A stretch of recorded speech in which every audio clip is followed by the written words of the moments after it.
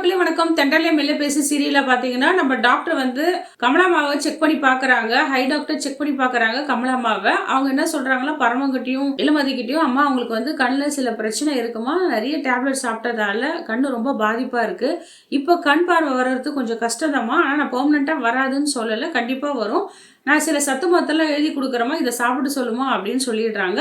இளமதியும் பரமனும் என்ன பேசிக்கிறாங்கன்னா, இந்த விஷயம் கமலாமாவுக்கு தெரிய வேணாம், ரொம்ப மனசு கஷ்டப்படுவாங்க, கொஞ்ச நாள் சரியாயிடும், அது மாதிரி சொல்லி வீட்டுக்கு கூட்டின்னு போயிடலான்றாங்க. கமலாம்மாவையும் அங்கிருந்து கூட்டின்னு போயிடுறாங்க பரமன். இளமதி வந்து ரொம்ப வேதனைப்பட்டு அவங்க அம்மா கிட்ட சொல்லிட்டு இருக்காங்க, என்னம்மா நான் எப்படியும் அசோகை கொலை பண்ணவனை கண்டுபிடிக்கலான்னு பார்த்தா கமலாம்மாவுக்கு வேற கண்ணு தெரியலையே, இப்போ சில பிரச்சனை இருக்கு, நான் என்ன பண்றதுன்னு தெரியலையே, கடவுள் வேற ஏன் இப்படி சோதிக்கிறாரு தெரியலையேன்னு சொல்லிட்டு ஃபீல் பண்ணிட்டு இருக்காங்க. அவங்க அம்மாவும் சொல்லுவாங்க, வேணாம் இளமதி விட்டுரு, நீ எதுக்கு தேவையில்லாத விஷயத்தெல்லாம் போய் மூக்க நடிச்சு உனக்கு அதனால என்ன பாதிப்பு வந்து உன்னையே நான் இழக்க விரும்பலமா, என் பையனே போயிட்டான் விட்டுரு அப்படின்றாங்க.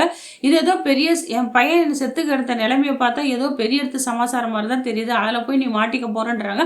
அது எப்படிமா முடியும், நீங்க 10 மாசம் சுமந்த பெத்த புள்ளமா, அவரு எப்படி அனாதையா கடத்தாரு பத்தியா, சுட்டு கொல்லப்பட்டு இருந்தாரு, இவரை சுட்டது யாரு, இதுக்கு பின்னாடி யாரு இருக்கா, அந்த கொலகார யாருன்னு நான் கண்டுபிடிச்சி நிச்சயமா நான் கோர்ட்ல நீதி வழங்குவோமா, நீதி வாங்கி தருவோமா, அதை விட எனக்கு வேற வேலையே கிடையாது, தீர்மானமா இருக்காங்க அந்த முடிவுல இளமதி. நான் சொல்றது கேட்கவே மாட்டியா இளமதி, ஏன் அப்படி பண்றியோ தெரியலையேன்றாங்க. நம்ம பரமனும் சொல்றாரு, ஃபீல் பண்ணாத இளமதி, உனக்கு என்னதான் இப்ப பிரச்சனை, உனக்கு என்ன ஹெல்ப் வேணாலும் கேளு, நான் செய்யறேன்றாங்க.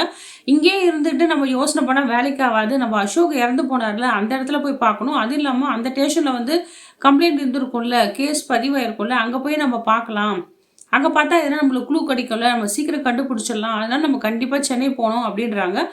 நீ நிஜமா சொல்றியா பரமா, எனக்கு சென்னை கூட்டு போறியா, எனக்கு ஹெல்ப் பண்ணுறியான்னு கேட்குறாங்க. ஏன் இல்லை வந்து நீ எனக்கு ஒரு ஃப்ரெண்டு, உனக்கு செய்யாத நான் ஏன் செய்ய போகிறேன் அப்படின்றாங்க. எவ்வளோ உனக்கு நல்ல மனசு பரமா, நான் தான் உன்னை தப்பாக புரிஞ்சுக்கிட்டேன், எல்லாரும் நல்லா இருக்கும்னு நினைக்கிறியே அப்படின்றாங்க.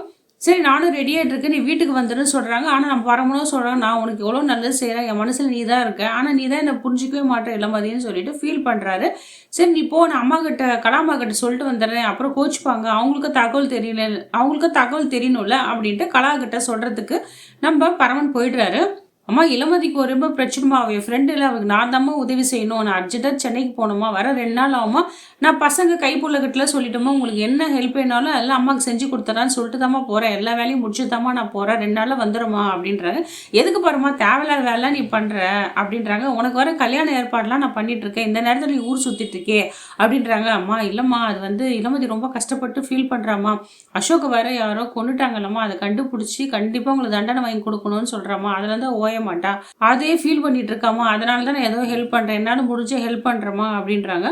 சரி நம்ம கலாம் என்ன யோசிக்கிறா, நம்ம இவன் சொல்றதுக்கெல்லாம் நம்ம சரிதான் சொல்லி ஆகணும், இல்லைன்னா நம்ம மேலே சந்தேகப்படுவான் அப்படின்ட்டு, சரி பாருமா பத்திரமா போயிட்டு வா அப்படின்றாங்க. நீ ஏதோ தேவையில்லாத வேலைலாம் பண்றேன்னு எனக்கு தோணுது, சரி ஏதோ உன் மனசு திருப்திக்காக நீ போயிட்டு வான்னு அனுப்பிச்சிடுறாங்க. பரமனும் வந்து இளமதிக்கு நடந்த பிரச்சனை எல்லாத்தையும் சொல்றாங்க. இதெல்லாம் சொல்லி ஏன் அவங்க வந்து ஷாக் ஆகாமல் இருக்காங்கன்னு தெரியல அசோக் விஷயத்தில். ஒருவேளை இவங்க தொழிலை வந்து கொலை மாமூல் வாங்குறது அப்படி தானே, எத்தனையோ பேரை அடியால் வச்சு அடிச்சிருப்பாங்க. ஒருவேளை அசோக்கோட ஃபோட்டோ பார்த்தாலாச்சும் ஒன்று பரமனுக்கும் புரிஞ்சிருக்கும், கலாவுக்கும் ஒரு ஐடியா இருக்கும். ஒரு கலா சொல்லி தான் அந்த பரமன் வந்து கண்டிப்பாக அசோகை கொண்டு இருப்பான். எதுவுமே அவன் ஃபோட்டோ எதுவுமே பார்க்கலல்ல, பார்த்தா தான் 2 பேருக்கும் ஒரு ஐடியா வரும். இவ்வளோ அந்த விஷயத்தெல்லாம் பண்ண வேணாம் போக வேணான்னு தடுப்பா, பரமனும் இவ்வளோ தடுப்பா. ஆனால் பரமன் வந்து கண்டிப்பாக ஆனஸ்டாக இருப்பான், நான் தான் பண்ணணும்னு ஒத்துப்பான். அது வேறு விஷயம், என்ன நடக்க போகுதுன்னு தெரியல இந்த எபிசோடில். சரி பரமா வருவான்ட்டு நம்ம இளமதியும் காத்துட்டு இருக்காங்க. அந்த நேரத்தில் நம்ம நர்மதாவும், என்ன நர்மதா வழிவேல விழி வச்சு காத்துட்டு இருக்க, யாருக்காக காத்துட்டு இருக்க, எங்கே கிளம்புறேன்னு கேட்குறாங்க.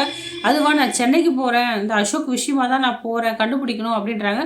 விட்டுடு, அம்மா தான் வேணான்றாங்களே, தேவையில்ல விஷயம் எதுக்கு நீ பண்ணிட்டு இருக்க இளமதி, உன் லைஃப்பை பாருன்றாங்க. அது எப்படி முடியும் நர்மதா, என் மனசு ஃபுல்லாக அசோக் தான் இருக்காரு, அசோக் அநியாயமாக கொண்டுட்டாங்கல்ல, அந்த பாவியை வந்து நான் கண்டுபிடிச்சி கூண்டில் ஏற்றணும், தண்டனை வாங்கி கொடுக்கணும், அதுலேருந்து நான் பின் வரவே மாட்டேன் அப்படின்றாங்க. அந்த நேரத்தில் அம்மா அப்பா கால் பண்ணாரா, அப்பாவுக்கு நீ சொல்றியம்மா, அம்மா அப்பா நல்லா சாமி தரிசனம் பண்ணிட்டாருமா, அசோக்கை பற்றி தேடி போறீங்க, அசோக் கொண்டவனை பற்றி தேடி போறீங்கன்னு எல்லாமே அப்பா கிட்ட சொன்னோமா.